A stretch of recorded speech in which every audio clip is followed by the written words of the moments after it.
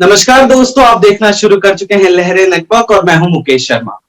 कलाकार वो जो अपनी कला से प्यार करे, कलाकार वो जो अपनी कला को बंधन में ना रखे और कलाकार वो जिसकी पहचान उसकी कला से हो। ऐसे ही एक हुनरमंद अभिनेता आज लहरे नेटवर्क से बातचीत करने वाले हैं। मैं बात कर रहा हूं गौरव चोपड़ा जी की। गौरव जी, स्वागत है आपका लहरे नेटवर्क पर। धन्यवाद, thank you very much. Discovery channel के साथ आप एक शो में आप एक शो का हिस्सा बनने वाले हो जहां पर क्राफ्ट के साथ आपका एक बहुत ही गहरा रिश्ता होने वाला है। जी। अब इस काम में आपकी मेहनत लगी है या बस ऐसे ही कर दिया है आपने? नहीं, ये जब अपॉर्चुनिटी सामने आई तो अपॉर्चुनिटी के सामने आने की दो वजह थी। जो जो ये शो बना रहे थे, ये इंटरनेशनल शो है, अंग्रेजी में है। वो एक ऐसा होस्ट चाहते थे जिसकी जो इंग्लिश के ऊपर पकड़ हो, वो अच्छी हो। बिकॉज ऐसा नहीं लगना चाहिए कि कोशिश करके बात समझाई जा रही है। It needs to be effortless. जब आप किसी को एक डॉक्यूमेंट्री में इंफॉर्मेशन देते हैं तो वो एंटरटेनिंग तब हो सकती है जब आपकी भाषा के ऊपर उतनी पकड़ हो कि आप उसे अच्छे से बता पाए। अदरवाइज वो बिल्कुल फैक्चुअल न्यूज जैसा हो जाएगा। और दूसरी बात ये थी कि वो ये बात जानते थे कि मैं काफी साल पहले निफ्ट में फैशन डिजाइन करता था। और वो निफ्ट दिल्ली में वो 3 साढ़े 3 साल के फैशन डिजाइन कोर्स के दौरान बहुत सारी चीजें हम करते हैं। कला के बहुत सारे रूप हम हम उनकी कोशिश करके भी देखते हैं कि हमसे वो क्या होता है, क्या नहीं होता है। चाहे वो पेंटिंग हो, चाहे वो कांच से काम हो, चाहे वो धागे से काम हो, चाहे वो एम्ब्रॉयडरी हो, चाहे वो बहुत बहुत किस्म की चीजें। कभी हम लेदर से कुछ चीज बना रहे होते हैं, कभी हम जूते, कभी बैग्स के ऊपर की कोई डेकोरेशन। तो बहुत सारी ऐसी कला और कलात्मक चीजों से आपका एक इंट्रोडक्शन हो गया था उस दौरान। वो ये बात जानते थे तो उन्हें लगा कि मैं इस शो का एक अच्छा होस्ट बन सकता हूं, जहां हमारे देश की बहुत बहुत खूबसूरत बात है। और बहुत सारे लोग इस बात को अब आज की दुनिया में रियलाइज नहीं करते कि हर शहर की, चाहे वो बड़ा शहर हो चाहे चाहे छोटा शहर हो, हर शहर के अंदर उसकी एक अपनी पुरानी ऐतिहासिक कला जरूर है।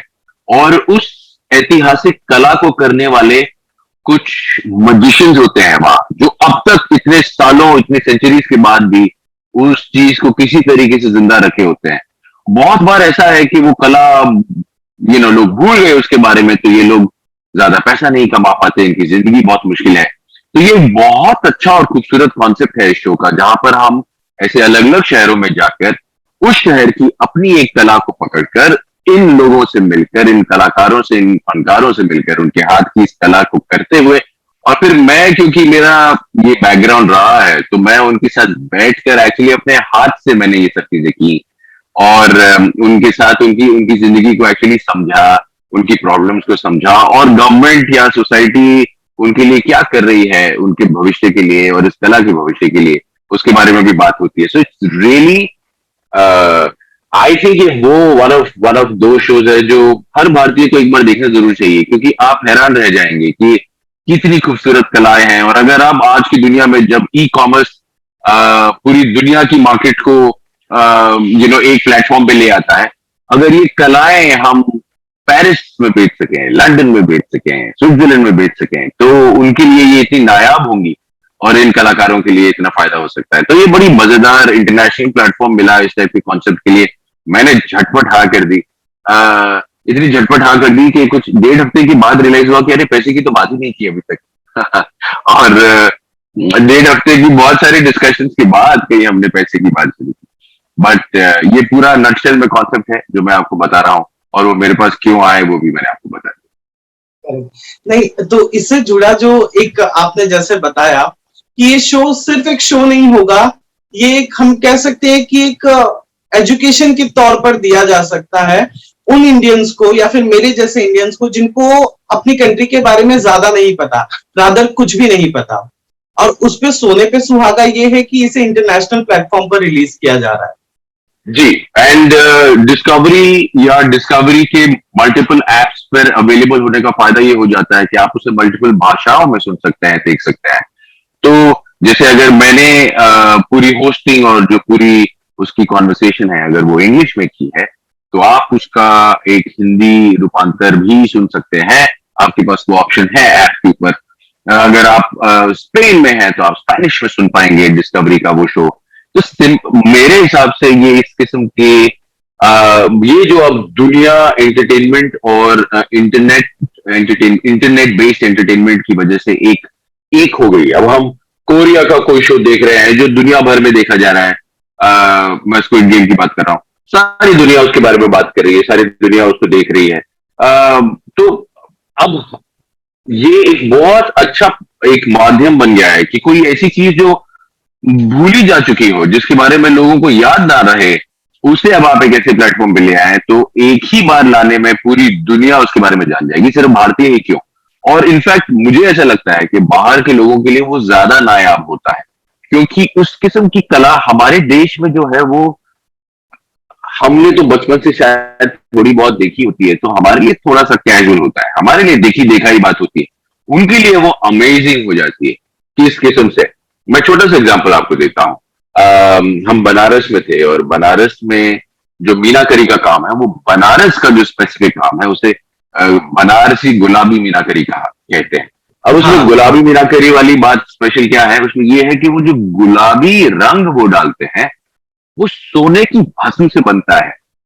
अब मैं वहां के कलाकारों को ये बता रहा था कि हमारे मॉडर्न डे की जो जिंदगी और लाइफस्टाइल है उसमें कुछ 5-10 साल पहले ही ये रोज गोल्ड कलर और उसकी पॉपुलैरिटी आई है आई थी, कि करेक्ट।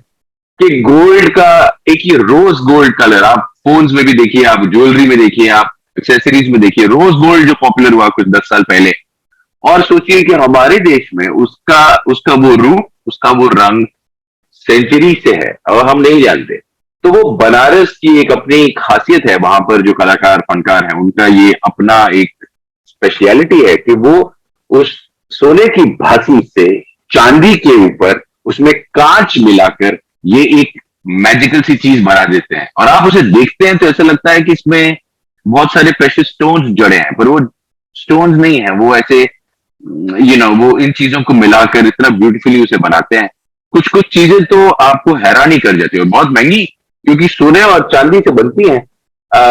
छोटी छोटी डिबिया 70,000, 75,000, 1 लाख रुपए की, और उनको उनको उनको बनाने में इतना महंगा पड़ता है। सो ये वो दौर है, अब वो वक्त है आई थिंक कि आप इन कलाओं को इस तरह के इंटरनेशनल प्लेटफॉर्म पे लेकर आए ताकि इनकी जो जो एक्चुअल वैल्यू है वो उनको मिल सके। और ये बेचारे जो लोग हैं जो बड़ी मुश्किल से स्ट्रगल कर रहे हैं, इनको भी इनका ड्यू रिस्पेक्ट और जो फायदा होना चाहिए उन्हें कमर्शियली, वो भी उन तक पहुंचे। Correct, correct, correct.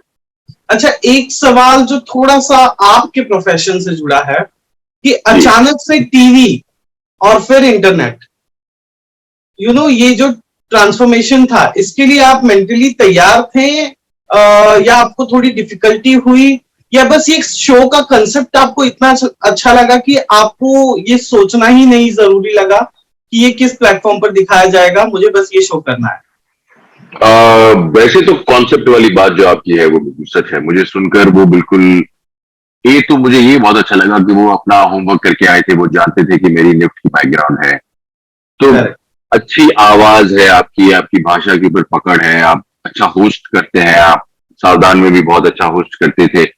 इन बात तो आप सिलेक्टिवली चीजें पकड़ते हैं, आप हर काम नहीं करते, ये सब बातें भी उन्हें पता थी। पर इसके अलावा वो निफ्ट की बैकग्राउंड इस तरह के शो के लिए एक बहुत इंपॉर्टेंट एस्पेक्ट थी, बिकॉज ये चीजें मैं अपने हाथ से कर सकता हूं, या मैंने की हैं, या मैं इनके बारे में जानता हूं, या मैं ये समझ सकता हूं कि इसमें कितनी मुश्किल होगी, इस बारीकी वाले काम को इस खूबसूरती से करना कितना मुश्किल होगा, ये मैं समझ सकता हूं क्योंकि मैंने अपने हाथ से ये चीजें की हैं।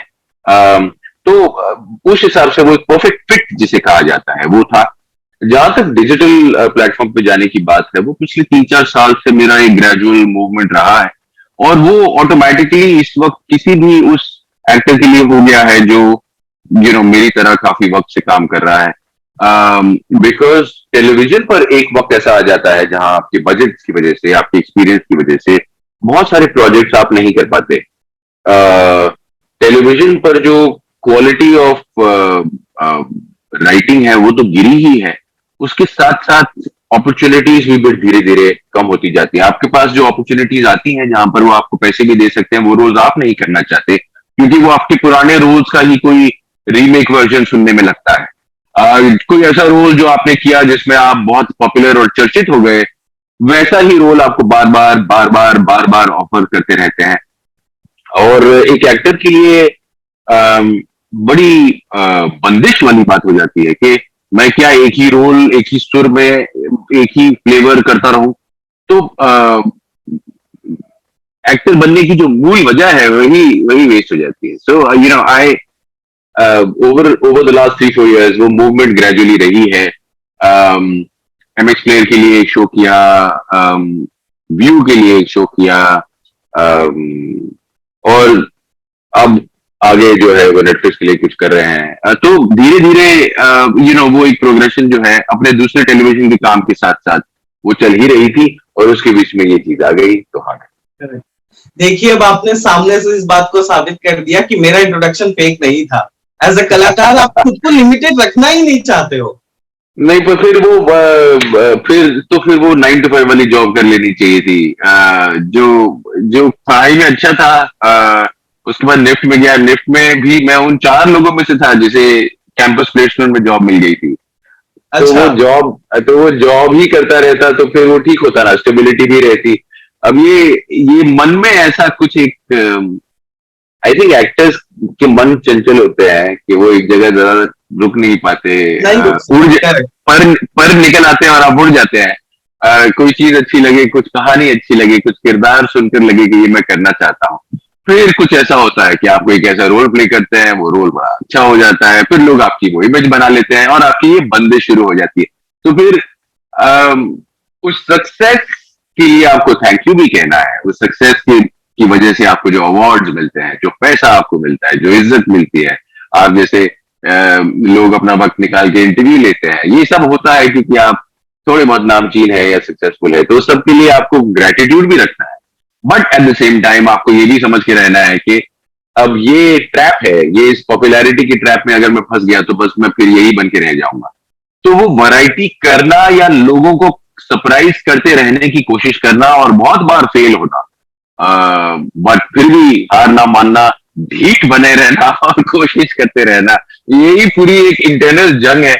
जो आपकी फैमिली है वो कभी कभार सफर करती है उसकी वजह से, क्योंकि उन्हें समझ में नहीं आता कि आप क्या करना चाह रहे हैं। But you have to keep trying. You have to keep trying. That's the whole fun of it, and that's where the passion comes from. And if there's no passion, this is just not the work for you.